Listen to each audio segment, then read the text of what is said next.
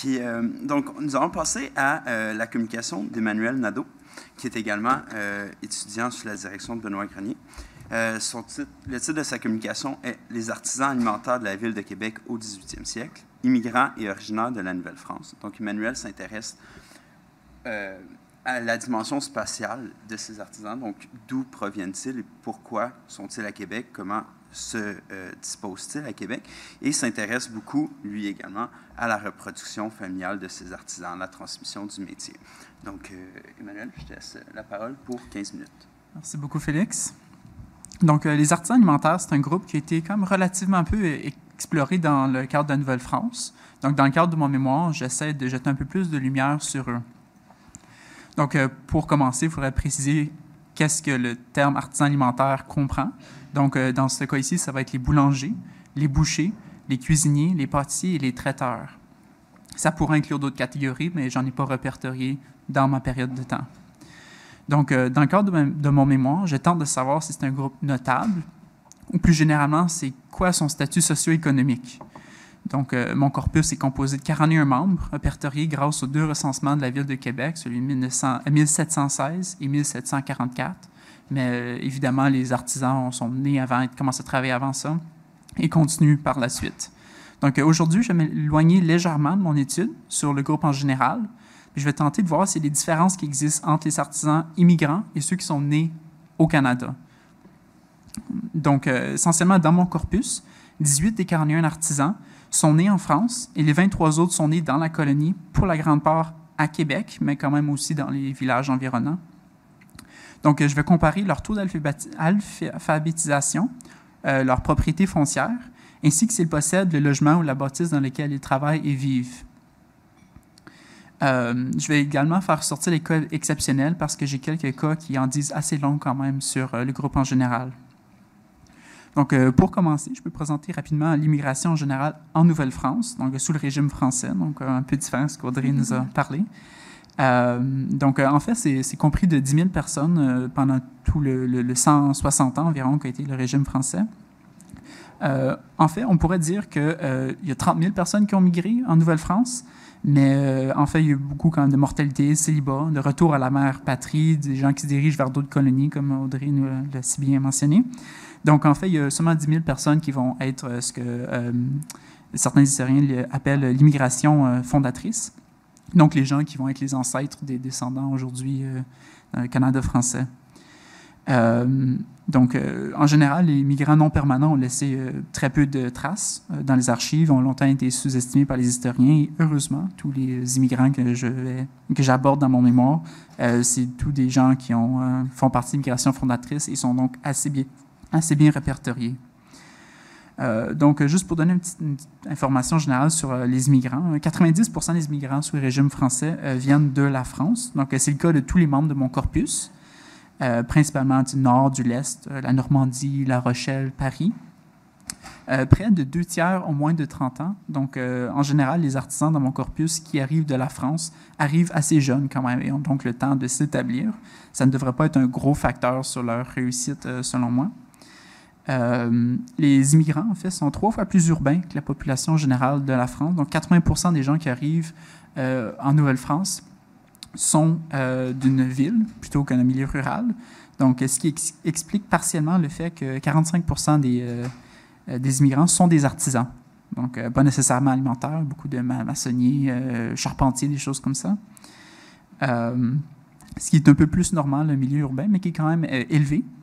Donc, ce haut pourcentage-là s'explique aussi par le fait que les artisans se font un peu plus recruter parce qu'ils sont constamment en demande dans la colonie. La colonie ne va jamais se saturer au niveau des artisans, contrairement à la mère patrie. Aussi, en France, c'est très difficile d'obtenir la maîtrise de son métier. Donc, quand tu arrives en Nouvelle-France, c'est beaucoup plus relax, les règles, par rapport à la maîtrise et même obtenir le titre de boulanger ou boucher. Donc, c'est un autre facteur qui aurait pu encourager beaucoup d'artisans à se rendre en Nouvelle-France. Donc, si on en vient vraiment à la comparaison entre les 2 groupes d'artisans, les immigrants et ceux qui sont nés au pays, je vais commencer avec l'alphabétisation. Première question, c'est comment déterminer l'alphabétisation d'un groupe à une époque où les gens ne laissent pratiquement aucune trace écrite. En fait, on est obligé de se fier aux signatures sur les actes. Donc, les mariages, les ententes commerciales, des choses comme ça. Donc, on peut commencer par se poser la question, c'est quoi la valeur d'une signature? Qu'est-ce que ça représente vraiment sur la capacité de lire, d'écrire? C'est une question qui a fait quand même couler assez d'encre, surtout les années 1970-1980. Ça reste encore un sujet à débat. Donc, dans l'Ancien Régime, on apprenait à lire, ensuite à écrire, ensuite à compter. Donc, certains historiens affirment que, selon la logique, toute signature indique une capacité de lecture, mais pas nécessairement d'écriture. Parfois, c'est le cas, parfois non. Cependant, il y a beaucoup d'autres historiens qui affirment que traiter la signature comme un signe d'alphabétisation mélange les quasi-analphabètes avec les gens qui sont vraiment alphabétisés. Il y a les mentions que les gens avaient peut-être des modèles de signature qu'ils pouvaient simplement copier sur le bas des actes. Puis aussi des historiens qui présument que les gens pouvaient simplement mémoriser leur signature sans savoir ce que les lettres signifiaient réellement. Donc, la signature a quand même une corrélation étroite avec l'alphabétisation et même un peu la scolarisation. Je ne vais pas me prononcer sur l'étroitesse de cette corrélation, mais j'avance quand même que la signature est révélatrice en certaines parties du taux d'alphabétisation.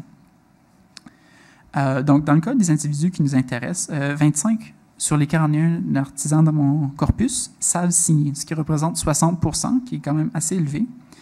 Si on les décortique en termes d'immigrants et de gens nés dans la colonie, on peut voir que 11 sur les 18 immigrants sont alphabétisés ou savent signer, ce qui représente 60 %. Et en fait, c'est la même chose pour les gens nés au pays, exactement encore une fois 60 %. De plus, la qualité des signatures est semblable d'une part et d'autre, avec une assez bonne tendance de signer de façon confiante, claire. Et il y a même un individu qui rajoute un beau petit paraphe à la fin de sa signature. Donc, je crois qu'on peut considérer qu'il n'y a pas de différence significative entre la capacité de signer des immigrants et des gens nés au pays.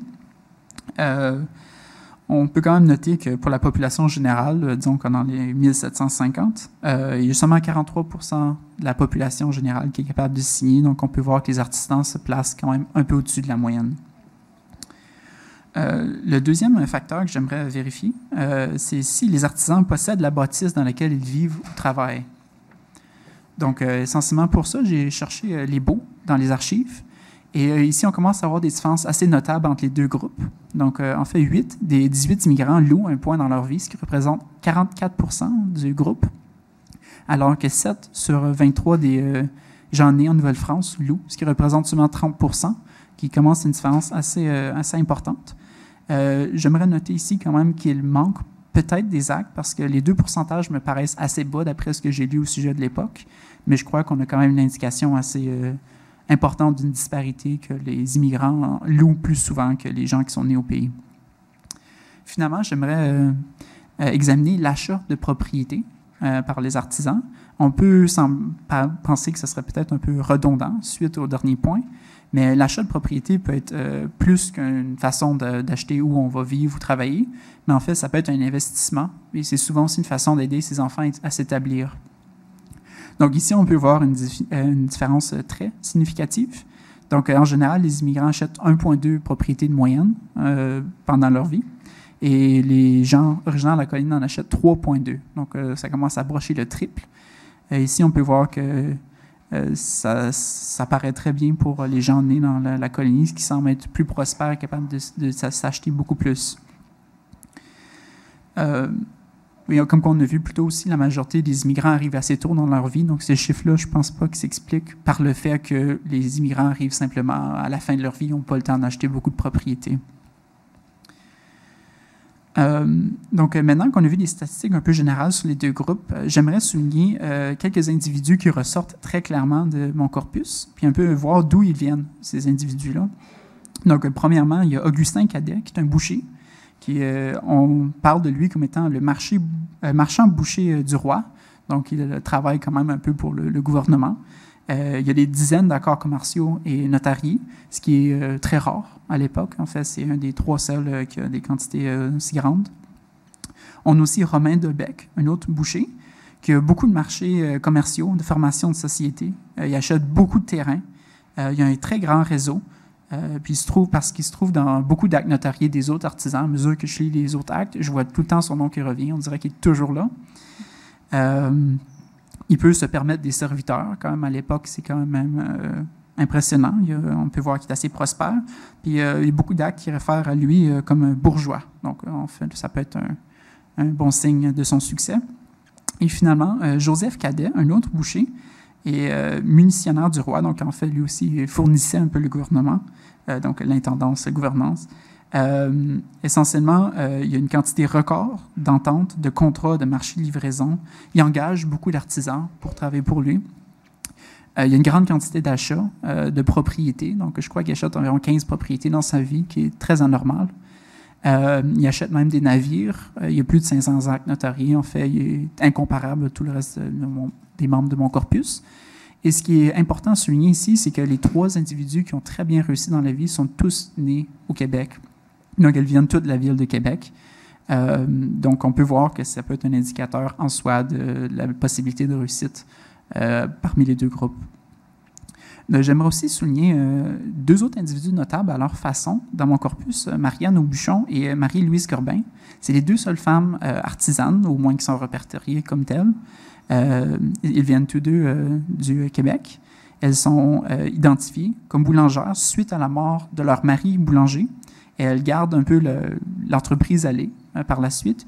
Une d'entre elles va se remarier 10 ans après la mort de son mari. Et ensuite, j'imagine, va plus se faire référer en tant que boulangère, mais plutôt comme épouse de boulanger, comme ça se faisait habituellement dans la majorité des actes. Mais Marianne Aubuchon va pratiquer pendant le 30 ans qu'il leur reste, à ce qu'on peut voir. Donc, elle va être boulangère pendant une quand même assez longue période. Donc, pour conclure, on peut voir que le taux d'alphabétisation est identique chez les 2 groupes, les immigrants et les gens nés au pays, mais que les artisans nés dans la colonie semblent être plus prospères, ils semblent avoir plus accès à la propriété, ils semblent également être ceux qui ont plus accès à la notabilité. Donc, on peut très bien voir ça avec les quelques cas notables que je vous ai mentionnés. Je postule que c'est probablement parce que les Canadiens ont un réseau déjà établi dès leur jeune âge et obtiennent probablement plus d'avantages que de la part de leurs parents, donc comme des propriétés situées au pays ou peut-être même l'entreprise familiale. Il est quand même important de souligner que presque tous les membres du corpus se font référer à un quelque point dans leur vie en tant que maître boulanger ou maître boucher ou maître cuisinier, qui est quand même assez impressionnant. Presque tout le monde atteint la maîtrise du métier, qui n'est pas quelque chose qui est nécessairement le cas en France. Donc, on pourrait dire que pour la grande partie, les membres de mon corpus sont quand même assez bien tirés comparativement à ce qu'on pourrait s'attendre des artisans en France. Donc, c'est tout.